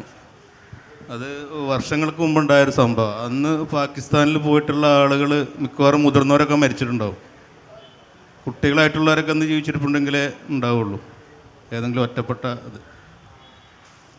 ഈ നാഷണലിസം ഉടലെടുത്തത് ഈ ഹിന്ദുത്വ ശക്തികൾക്ക് ഈ മുസ്ലിം വിരോധം എന്നുള്ള ഈ ചിന്താഗതി ഉണ്ടാവാനുള്ള അടിസ്ഥാനപരമായ കാരണം, അതിൻ്റെ മുമ്പ് ഇവിടെ ജാതി വ്യവസ്ഥ ഉണ്ടായിരുന്നു. ആ ജാതി വ്യവസ്ഥയൊക്കെ നിരാകരിക്കുന്ന രീതിയിൽ ഭരണഘടന നിലവിൽ വന്നു. അപ്പോൾ ഈ ഉച്ചനീചത്വങ്ങളും കാര്യങ്ങളും ഒക്കെ ഇവിടെ ഉണ്ടാകുന്ന ദേശീയതക്ക് ഭംഗം വരുത്തുന്നുള്ളത് കൊണ്ട് ഈ മുസ്ലിം വിരോധത്തെ ഇപ്പം അന്ന് ഞാൻ പറഞ്ഞത് ഇപ്പോൾ സംഭരണം റെപ്രസെൻറ്റേഷനൊക്കെ നിരാകരിക്കുന്ന ആളുകൾ അല്ലെങ്കിൽ അതിനെ ന്യായീകരിക്കുന്ന ഇപ്പോഴത്തെ പുതിയ തലമുറ പറയും അന്ന് കഴിഞ്ഞു പോയ കാര്യമില്ല, അതിനിപ്പോൾ ഇന്നത്തെ തലമുറയോട് എന്തിനാണ്. അപ്പോൾ അതേപോലെ അന്ന് വിഭജനം നടന്നു അന്ന് പലരും പല രീതിയിൽ പോയി പല കാര്യങ്ങളും പറഞ്ഞു. അപ്പോൾ എന്താ പറയുക, ഈ ജാതി വ്യവസ്ഥ ഇപ്പോഴും ഇവിടെ അറിഞ്ഞും അറിയാതെയും പ്രത്യക്ഷവും പരോക്ഷമായിട്ട് നിലനിൽക്കുന്നു. അപ്പോൾ അതിനെ മറക്കാനുള്ള, അതായത് ഹിന്ദുത്വത്തെ ഏകീകരിക്കാനുള്ള ഒരു ചപ്പടി വിദ്യയല്ലേ ഈ മുസ്ലിം വിരോധം? അതാണോ, അങ്ങനെയല്ലേ ആണോ? എന്താ നിങ്ങളുടെ അഭിപ്രായത്തിൽ? അത് എനിക്ക് അറിയേണ്ടത്. ഈ യഥാർത്ഥ ഈ ജാതി വ്യവസ്ഥയും ഈ ഡിവിഷനും മറക്കാനുള്ള, അല്ലെങ്കിൽ അതിനെ ന്യായീകരിക്കാനുള്ള, അല്ലെങ്കിൽ അതിനെ വെള്ളപൂശി ഒരു വിഭാഗത്തെ ഒരുമിപ്പിക്കാനുള്ള ഒരു ചപ്പടി വിദ്യയല്ലേ ഈ മുസ്ലിം വിരോധം? അതിൽ കഴമ്പുണ്ടോ എന്നാണ് എൻ്റെ ചോദ്യം. ഇല്ല, ഹിന്ദുത്വത്തിൻ്റെ ഒരു സ്ട്രാറ്റജി ഭൂരിപക്ഷ ധ്രുവീകരണം ഉണ്ടാക്കുക എന്നുള്ളതാണ്. ആ ഭൂരിപക്ഷ ധ്രുവീകരണം ഉണ്ടാക്കാനുള്ള അവരുടെ സോഷ്യൽ എഞ്ചിനീയറിങ്ങിൻ്റെ ഒരു പ്രധാനപ്പെട്ട ഭാഗം ജാതീയമായി അടർത്തിയെടുക്കുക, എന്നിട്ട് വർഗീയമായി ഒന്നിപ്പിക്കുക എന്നുള്ളതാണ്. ജാതീയമായി ജനസമൂഹങ്ങളെ അടർത്തിയെടുക്കുക, ജാതീയമായി ആളുകളെ സംഘടിപ്പിക്കുക. ഇപ്പോൾ കേരളത്തിൽ നോക്കിക്കഴിഞ്ഞാൽ 10 വർഷം മുമ്പ് ഈ BDJS എന്ന് പറയുന്ന രാഷ്ട്രീയ പാർട്ടി ശ്രീനാരായണ ഗുരുവിൻ്റെ ആശയാദർശങ്ങളുടെ ഒരു മണ്ഡലത്തിലാണിത് ഉയർത്തിക്കൊണ്ടുവന്നത്. അപ്പോൾ ജാതീയമായിട്ട് ഈഴവ സമുദായം എന്ന് പറയുന്നത് നമ്മുടെ നവോത്ഥാന ചരിത്രത്തിൽ വിപ്ലവകരമായ ഇടപെടലുകൾ നടത്തിയ ഒരു സമുദായമാണ്. ആ സമുദായത്തെ തന്നെ സംഘപരിവാറിൻ്റെ ഹിന്ദുത്വ അജണ്ടയ്ക്ക് ആവശ്യമായ രീതിയിൽ അടർത്തിയെടുക്കുക, എന്നിട്ടെന്താണ് പതുക്കെ വർഗീയമായിട്ട് ഏകീകരിക്കുക എന്ന സ്ട്രാറ്റജിയാണ് അവർ പരിശോധിക്കുന്നത്. ഇത് UP-യിലും മറ്റെല്ലാ ഇന്ത്യൻ സംസ്ഥാനങ്ങൾ, ഇന്ത്യയുടെ ഹൃദയഭൂമികളിലൊക്കെ ഇത് വളരെ വിജയകരമായിട്ട് അവർ നടത്തിക്കൊണ്ടിരിക്കുന്ന ഒന്നാണ്. അതിനവർക്ക് ഏറ്റവും ശ്രദ്ധേയമായ രീതിയിൽ, ഏറ്റവും നല്ല രീതിയിൽ ചെയ്യാൻ കഴിയുന്നത് കടുത്ത മുസ്ലിം വിരോധം വളർത്തുക എന്നുള്ളതാണ്. മുസ്ലിങ്ങൾ വിദേശാക്രമികളാണ്, മുസ്ലിങ്ങൾ ഹിന്ദുക്കളുടെ ആരാധനാലയങ്ങൾ പൊളിച്ചിട്ടുണ്ട്, മുസ്ലിങ്ങൾ ഇവിടെ മതപരിവർത്തനം നടത്തിയിട്ടുണ്ടെന്നുള്ളത് വളരെ കൗതുകമായൊരു കാര്യം ഈ കോഴിക്കോടിൻ്റെ ചരിത്രവുമായി ബന്ധപ്പെട്ടുണ്ട്. 1940-കളിൽ RSSൻ്റെ ശാഖ ഇവിടെ സാമൂതിരിയുടെ വീട്ടുവളപ്പിൽ, ബമ്പിളിശ്ശേരി വളപ്പിലാണ് ആരംഭിച്ചത്. അപ്പോൾ അത് ഒരു കൊല്ലം നടത്തിയിട്ടു. ആ തുടക്കത്തിലുള്ള 9 ആളല്ലാതെ ശാഖയിൽ ഒരാളെ കൂട്ടാൻ RSSന് കഴിഞ്ഞില്ല. അപ്പോൾ ഞാൻ പറയുന്നില്ല കേട്ടോ, ഹിന്ദുത്വ രാഷ്ട്രീയം കേരളത്തിലെന്ന് പറയുന്ന RSSകാരനായ P. നാരായണൻ എഴുതിയ പുസ്തകത്തിൽ ഈ കാര്യമുണ്ട്. അപ്പോൾ അവിടെ ഭയങ്കരമായിട്ടൊരു ശ്രമം നടത്തി നോക്കി, കോഴിക്കോട്ടെ ഈ മേനോന്മാരെയും നായന്മാരെയും ഒക്കെ സംഘടിപ്പിക്കാൻ നോക്കി, പക്ഷേ നടന്നില്ല, ഇവിടെ ആരും കൂടിയില്ല. അപ്പോൾ അതിനെക്കുറിച്ച് തൊട്ടടുത്ത വർഷം മിസ്റ്റർ ഗോൾവാൾക്കർ കോഴിക്കോട് വന്ന് ഒരു വലിയ OTC, ദക്ഷിണേന്ത്യയിലെ RSSൻ്റെ പ്രചാരകന്മാരെയൊക്കെ ഇവിടത്തേക്ക് ക്ഷണിച്ചു കൊണ്ടുവന്ന് വലിയൊരു OTC ക്യാമ്പ് നടത്തി. അപ്പോൾ അതിൽ ഗോൾവാൾക്കർ നടത്തിയ പ്രസംഗത്തിൽ പറഞ്ഞത് ഇവിടുത്തെ ഹിന്ദുക്കൾ എന്ന് പറയുന്നത് ഇവിടുത്തെ ദേശീയ പ്രസ്ഥാനം കോൺഗ്രസിൻ്റെയും കമ്മ്യൂണിസ്റ്റ് പാർട്ടിയുടെയും ഭാഗമാണ്. എന്ന് മാത്രമല്ല ഇവിടെ എന്താണ് ഈ തൊഴിലാളികളും കൃഷിക്കാരും എന്ന നിലയ്ക്ക് കമ്മ്യൂണിസ്റ്റ് പാർട്ടികൾ അവരുടെ ദൃഢമായ ബന്ധങ്ങൾ ജനങ്ങളുമായിട്ട് ഉണ്ടാക്കിയിട്ടുണ്ട്. ഇതിനെ പൊളിക്കാതെ ഇവിടെ ഇടപെടാൻ പറ്റില്ല. അതിനുകൊണ്ട് എന്ത് ചെയ്യണം? ഇവരുടെ സെൻറ്റിമെൻറ്റ്സിനെ അഡ്രസ്സ് ചെയ്യാൻ പറ്റുന്ന കുറേ കാര്യങ്ങൾ നമ്മൾ ചെയ്യണം. അതിലൊന്ന് എന്താണ്? മുസ്ലിങ്ങൾ നമുക്ക് ബാങ്ക് കൊടുത്തിട്ട് ജീവിക്കാൻ പറ്റുന്നില്ല. ഇവിടെ ഈ കോഴിക്കോട്ട് ഹൽവ ബസാറിൽ, ഹൽവ ബസാർ പള്ളിയില്ലേ, ആ പള്ളിക്ക് മുമ്പിൽ പോയിട്ട് RSSകാരെ തിന്നുമുട്ടി ബഹളം വെച്ച് ഈ വെള്ളിയാഴ്ച ദിവസം നിസ്കരിക്കുന്ന മുസ്ലിങ്ങളെ ശല്യപ്പെടുത്തി കലാപുണ്ടാക്കാൻ ശ്രമിച്ചു. എന്തൊരു ക്ഷമയാണ് കോഴിക്കോട്ടെ മുസ്ലിങ്ങൾ കാണിച്ചത്. അവർ വളരെ ക്ഷമാപൂർവം അതിൻ്റെ മുന്നിൽ ചാടി ചോദ്യം ചെയ്യാൻ. ഇന്നാണെങ്കിൽ എന്താണ് 4 STPക്കാരുണ്ടാവും, 4 STPക്കാരുണ്ടാവും ചാടാൻ. അന്ന് ഒരു STP ഇല്ല. അത് മൊയ്തു മഹ്ലൂബയുടെയും മുഹമ്മദ് അദ്രിമാൻ്റെയും ഒക്കെ ട്രഡീഷനിൽ വന്ന അത്രയും സമചിത്തതയുള്ള വലിയ മൂല്യബോധമുള്ള ദേശീയ പ്രസ്ഥാനത്തിൻ്റെയൊക്കെ മൂല്യബോധമുള്ള ഒരു തലമുറയിൽപ്പെട്ടവരായിരുന്നു അവർ. അവർക്ക് കലാപുണ്ടാക്കാൻ വിജയിച്ചില്ല. തൊട്ടടുത്ത ദിവസം എന്താണ് കോഴിക്കോട് നടന്നത്? അബലാ സംരക്ഷണ സമിതി. ആ സമയത്ത് കോഴിക്കോട്ട് വളരെ വിവാദപരമായി ചർച്ച ചെയ്യപ്പെട്ട ഒരു മിശ്ര വിവാഹം നടന്നിരുന്നു. ഒരു ഹിന്ദു സ്ത്രീയെ ഒരു മുസ്ലിം പണക്കാരൻ കല്യാണം കഴിച്ചിരുന്നു. അപ്പോൾ എന്താണ്, ഹിന്ദു സ്ത്രീകളൊക്കെ പ്രണയിച്ച്, ഈ ലവ് ജിഹാദിൻ്റെ ആരംഭം കോഴിക്കോട്ട് നിന്നാണ് ഞാൻ പറയുന്നത്. ഈ ഹിന്ദു സ്ത്രീകളെ പ്രണയിച്ച് കൊണ്ടുപോയിട്ട് എന്താണ് മതം മാറ്റുകയാണ് എന്ന വലിയ പ്രചരണത്തിനനുസരിച്ച് കോഴിക്കോട്ട് വലിയ അബലാ സംരക്ഷണ റാലി നടന്നി. നമ്മുടെ ചാലപ്പുറത്തെ ഒരുപാട് മേനോൻ കുടുംബത്തിലെ സ്ത്രീകളൊക്കെ ഇവിടെ എന്താണ് കുലസ്ത്രീകൾ ശബരിമല പ്രശ്നത്തിലൊക്കെ നമ്മൾ കണ്ടതുപോലെ കോഴിക്കോട്ടങ്ങാടിയിലൂടെ പ്രകടനം നടത്തി. ഒരു പ്രകോപനവും ഉണ്ടായില്ല. കോഴിക്കോട്ടുകാരത് കണ്ടമട്ടെ നടിച്ചില്ല. അതിനുശേഷമാണ് ബേപ്പൂർ പള്ളിയിലും പയ്യോടിയിലൊക്കെ അവർ കടപ്പുറം തിരഞ്ഞെടുത്ത്, വളരെ സെൻസിറ്റീവായ ഏരിയകളാണ് ഈ കടപ്പുറം, മത്സ്യത്തൊഴിലാളി, അവിടെ കലാപം ഉണ്ടാക്കുന്നത്. എന്ന് പറഞ്ഞു കഴിഞ്ഞാൽ വളരെ ആസൂത്രിതമായി മുസ്ലിം വിരോധമുണ്ടാക്കി എങ്ങനെ സംഘടനയുണ്ടാക്കാം, എങ്ങനെ ഹിന്ദുക്കളെ തങ്ങളുടെ കീഴിലേക്ക് അണിനിരത്താം എന്ന ഒരു സ്ട്രാറ്റജിയാണ് RSSനുള്ളത്. അപ്പോൾ ഹിന്ദു സമൂഹത്തിലെ ഈ ശുദ്ധാശുദ്ധങ്ങളുടേതായ ഒരു ധർമ്മശാസ്ത്രമാണ് ജാതിയുടെ അടിസ്ഥാനം എന്ന് പറയുന്നത്. അപ്പോൾ ഈ ജാതി ഉണ്ടാക്കിയ ഈ വിഭജനത്തെ, ദളിത് ഹിംസകളെ മറച്ചു വെക്കാൻ മുസ്ലിം വിരോധത്തിൻ്റെ ഒരു ഉന്മാദം പടർത്തിക്കൊണ്ട് RSSന് ഇപ്പോൾ കഴിയുന്നു. അതിനെന്താണ്, നമ്മുടെ ദേശീയതയുടെ ചരിത്രമൊക്കെയായി ബന്ധപ്പെട്ട പത്രങ്ങളുണ്ടല്ലോ, കേളപ്പനും മുഹമ്മദ് ദ്രേവൻ സാഹിബും 4 പിരിച്ചുണ്ടാക്കിയ പത്രമാണ് കോഴിക്കോട്ട് ഇറക്കുന്ന പത്രം. ആ പത്രത്തിൻ്റെ എഡിറ്റോറിയൽ പേജിൽ എത്ര വർഷമാണ് ദീനനാഥ് മിശ്ര ലേഖനം എഴുതിയത്, എഡിറ്റോറിയൽ ലേഖനങ്ങൾ എഴുതിയത്? ദീനനാഥ് മിശ്ര ആരാണ്? RSSൻ്റെ ഏറ്റവും പ്രധാനപ്പെട്ട ബുദ്ധിജീവിയാണ്. RSSൻ്റെ വിദ്യാഭ്യാസ കാര്യങ്ങളുടെ ഉത്തരവാദിത്വമുള്ള ബുദ്ധിജീവിയാണ്. അതുകൊണ്ട് ഈ കാര്യങ്ങളെയൊക്കെ കണക്കിലെടുത്തുകൊണ്ടായിരിക്കണം ഇന്ത്യയിൽ ഈ മുസ്ലിം പ്രശ്നത്തെ നമ്മൾ കാണേണ്ടത്. ഹിന്ദുത്വത്തിൻ്റെ ഭൂരിപക്ഷ മതത്തിൻ്റെ അക്രമാസക്തമായ വളർച്ചയ്ക്ക് ഇസ്ലാമോഫോബിയയുടെ നാനാരൂപങ്ങൾ ഉപയോഗപ്പെടുത്തുന്ന, അതിനുള്ള പുതിയ ആവിഷ്കാരങ്ങൾ ഉണ്ടാക്കുന്ന ഒരു ചരിത്ര സന്ദർഭത്തിൽ നിന്ന് വേണം നമ്മൾ ഈ വിഷയത്തെ കാണാൻ.